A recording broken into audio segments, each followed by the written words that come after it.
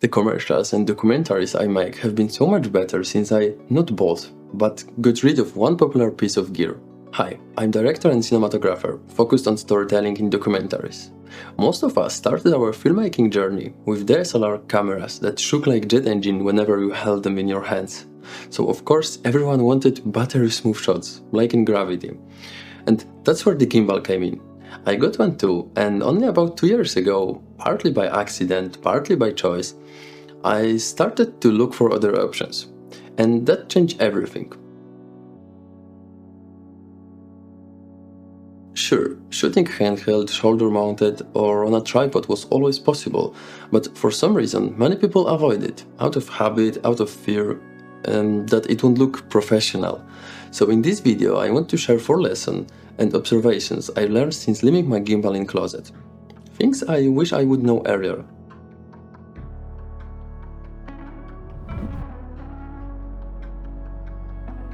First one, gimbals kill creativity.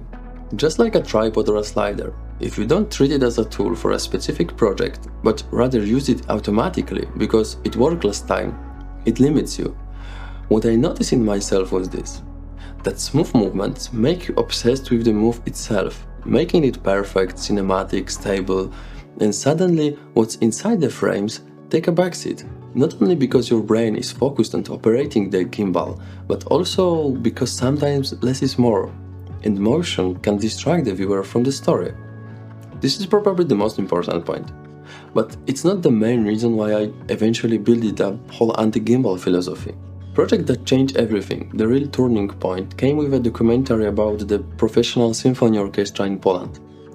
And when I thought about what emotion the film should evoke, I realized that camera movement could reflect the orchestra itself, precise, controlled, stable, and structured. So even though I used to rely on gimbals for some shots, this time I made a deliberate choice to shoot entirely on a tripod to achieve this feeling with just a few handheld exceptions. Even so, I had to make 1-hour trek to the top of the mountain several times. And small creative breakthrough in how I approach documentaries today, even commercial ones or ads, which now have their own distinct style. In documentaries, scene coverage usually means a wide shot, reverses, and maybe some close-ups. But with the camera locked on a tripod, I had to pay more attention to what I was showing and why. Instead of thinking, what move should I do? I was asking myself, where should I place the camera so that composition itself tells the story? Once I started focusing on a tighter shot, I had so much room to explore what really mattered. For example, a close-up of conductor's ear says more about focus and listening than any gimbal move could do.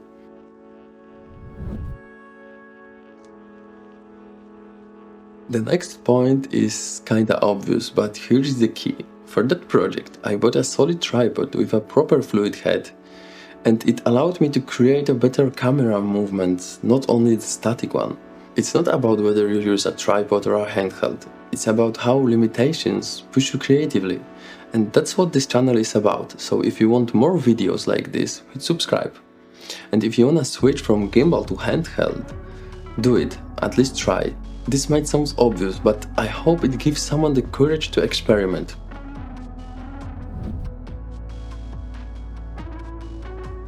Three key things I've learned by leaving the gimbal. You can use tons of additional gear, monitors, mics, rigs, improving the quality and comfort. Manual focus often looks more organic than relying on a lidar or autofocus. The extra camera weight actually helps create smoother motion. For example, not long ago I directed a documentary about the history of hospital. It had several shooting days spread out over time. The final 30 minutes is full of authentic hospital sounds, footsteps, elevator, trolleys, that would have taken hours to add in post. And because I had a mic mounted on the camera, we captured spontaneous patient conversations. It wasn't perfect, but moments like this made the film much more honest and human. And I wouldn't have had that opportunity if we had been using gimbal. We shot that documentary with the Sony FX6 and FX9 cameras.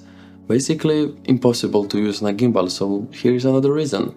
And here is the twist.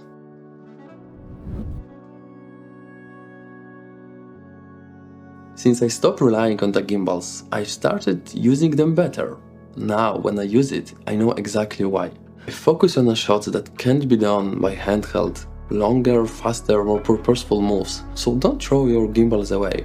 Just give them a break and you will see that everything I'm saying here is true in a long perspective. What I shared today is a mix of technical thinking and emotional storytelling, so it could be a mess. Because at the end of the day, what really matters is whether you use your tools intentionally or just following the trends. If I had watched a video like this years ago, I would probably think, easy for you to say, you shoot documentaries, I have a marathon or a conference next week. So to my past self, I would say, I know it sounds strange, but if you drop the smooth camera moves, you will have more space to focus on people and their stories. Even if you shot mostly weddings or event videos, dress for the job you want, not for the one you have. And who knows, maybe that's what will eventually lead you to the projects you once only dreamed of.